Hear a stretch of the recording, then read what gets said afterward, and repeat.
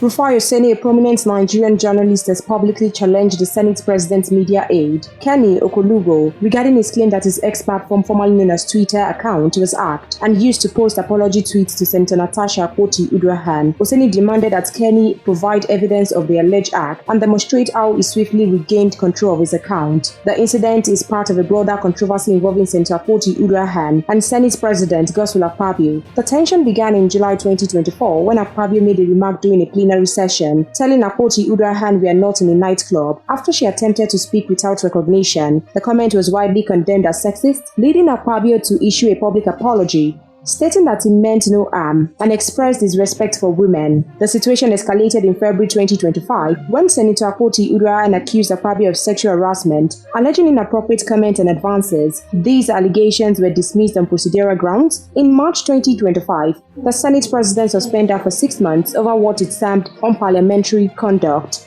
In April 2025, Akpoti issued a satiric apology to Akpabio, stating she was sorry for the crime of maintaining dignity and self-respect in the Senate. In response, Akpabio filed a lawsuit at the Federal High Court in Abuja against Akpoti, demanding the removal of the satiric video she posted online and a formal apology. The controversy has sparked nationwide discussions on gender equality and the treatment of women in Nigerian politics. As of now, Kenny Okolugo has not provided evidence to substantiate his claim of a hacked X account, and the situation continues to unfold amid legal actions and public discourse. Share your thoughts with us in the comment box section below. We'll continue to supply you more news updates and exclusive videos. Keep watching NaijaNews TV.